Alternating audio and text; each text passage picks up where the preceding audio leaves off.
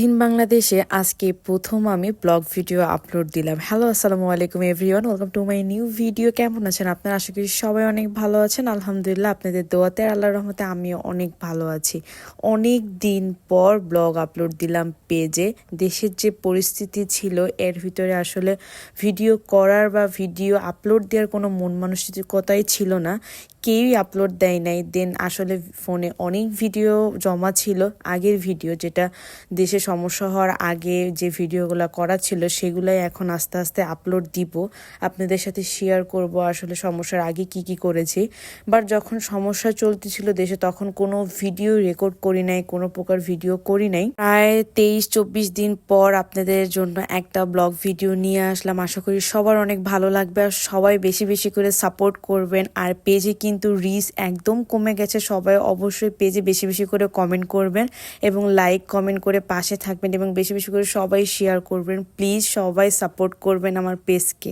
যে ভিডিওটা আমি আপলোড দিয়েছি সেটা হলো যখন আমার এক্সাম চলতেছিল ভার্সিটিতে, তখনকার একটা ভিডিও, মানে 2-3 দিনে যত ভিডিও ছিল সেটা আমি একসাথে আপলোড দিয়ে দিয়েছি।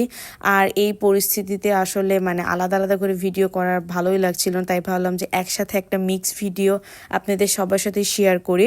যখন আমাদের এক্সাম চলতেছিল তখন আসলে ইন্টারদেরও এক্সাম চলতেছিল, জানি না ওদের এক্সাম শেষ হয়েছে কি না, আমার মনে হয় ওদের সামনে আরও এক্সাম আছে। ওই প্রবলেমের কারণে, দেশের প্রবলেমের কারণে মনে হয় এক্সাম পিছাই দিছিল। আর আমাদের এক্সামটা আল্লাহর রহমতে তখনই শেষ হয়ে গেছিলো, মানে 4-5 দিন ছিল এক্সাম, তারপর আমাদের শেষ হয়ে গেছে। এই যে আমি এক্সাম হলের ভিতর ঢুকে গেছি আর এদিকে ইন্টারদেরও এক্সাম শেষ, তারাও বের হয়ে যাচ্ছিল। আর ভার্সিটিতে আমাদের ইন কোর্স আজ টেস্ট এক্সামটা চলতেছিল আর এদিকে আমি নিজেকে দেখছিলাম, মানে ভার্সিটি প্রাইভেট এগুলো করতে করতে আমার চেহারা মুখের খুবই বাজে অবস্থা। তারপর এক্সাম দিয়ে বাইরে বের হয়ে দেখি যে বাইরে বৃষ্টি হবে, আকাশ অনেক মেঘলা। তারপর আমরা একটু আমাদের মানে ডিপার্টমেন্টে যাচ্ছিলাম ফর্ম ফিল আপের ব্যাপারে কথা বলার জন্য, যে লাস্ট ডেটটা কবে, সেটা কি কি কাগজপাতি লাগবে সেটা জানার জন্য। পর কলেজের কাজ শেষ করে বাসায় চলে গেছিলাম। তারপরের দিন আবার এক্সাম দিতে আসছিলাম সকালবেলা। তারপরের দিনের এই ভিডিওটা যখন আমরা লেখালেখি করছিলাম আর আমার মাথায় মানে কোনো কিছুই কাজ করছিলাম, মানে আমি সব ভুলে গেছি, যা যা পড়ে আসছি সব ভুলে গেছি। নিজে না লেখে তাদেরকে বসে বসে ডিস্টার্ব করতেছিলাম, কি আর করব। তারপর বাহিরে বের হয়ে দেখি যে আখের রস মানে একদম গেটের সামনেই, তাই আমরা 3জন মিলে একটু আখের রস খেলাম। আর ও খাই নাই, ও নাকি আখের রস খায় না। এক্সাম শেষ হওয়ার পর আমার হাজবেন্ড আসছিল আমাকে নেয়ার জন্য, তার অফিস অফ ছিল, মানে অফ ডে ছিল, তাই সে আমাকে বাসায় নিয়ে যাচ্ছিল। আর এখানে আমরা দুজন গল্প করছিলাম, ভিডিও করছিলাম। আর এদিকে ক্যামেরা সবসময় আমার হাতে থাকার কারণে নিজের ভিডিও করাই হয় না, সবসময় রাস্তাঘাটের আর অন্যদের ভিডিও করা হয়, তাই ও আমাকে সুন্দর মতন একটু ভিডিও করে দিচ্ছিল। এটা হলো তারপরের দিন সকালের একটা ভিডিও। দিন আমার লাস্ট এক্সাম ছিল, মানে এই দিনই আমার এক্সাম শেষ, কলেজে আর কোনো কাজ নাই সেই রকম, কলেজে আর আসাও হবে না। এদিকে আমি ফুড ওভার দিয়ে পার হচ্ছিলাম রাস্তা। আর এই লাস্ট এক্সামের দিনে আমার খুব কাছের 2টা ফ্রেন্ডের সাথে আমার দেখা হয়েছিল, মানে ওদের সাথে দেখা হওয়ার পর এত ভালো লাগছিল, মানে কি আর বলবো।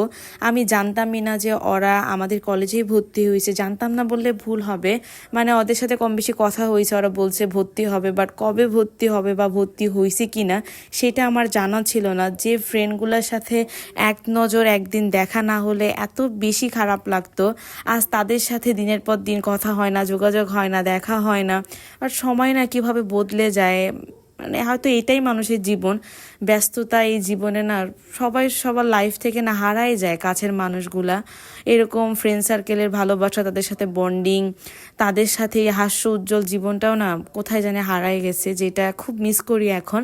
তারপর এদিকে আমি ওদেরকে শরবত খাওয়াচ্ছিলাম। এখানে আমার সাথে একটা মজার কাহিনী হয়েছে, চাইছিলাম 4জন ফ্রেন্ড একসাথে শরবতটা খাবো, একসাথে ভিডিও করব, কিন্তু দুর্ভাগ্যবশত এই মামার কাছে 3টা গ্লাসই ছিল, আর একটা গ্লাস ছিল না, আর তাদের সাথে আমার খাওয়াও হয় নাই। মানে কি আর বলবো, এত হাসি পাচ্ছিল ওইখানে যে কেমন কথা যে 4টা গ্লাস নাই, তার কাছে 3টা গ্লাস আছে। যাই হোক, সবাইকে বিদায় আদায় দিয়ে আমরা বাসায় চলে যাচ্ছিলাম। আর সবার সাথে দেখা হয়ে অনেক ভালো লাগলো, আসলে ফ্রেন্ড সার্কেলদের সাথে দেখা হলে অনেক ভালো লাগে। মানে সবাই সবার জন্য দোয়া করবেন, সবাই যেন ভালো থাকে। আজকের ভিডিওটা এই পর্যন্তই, আল্লাহ হাফেজ।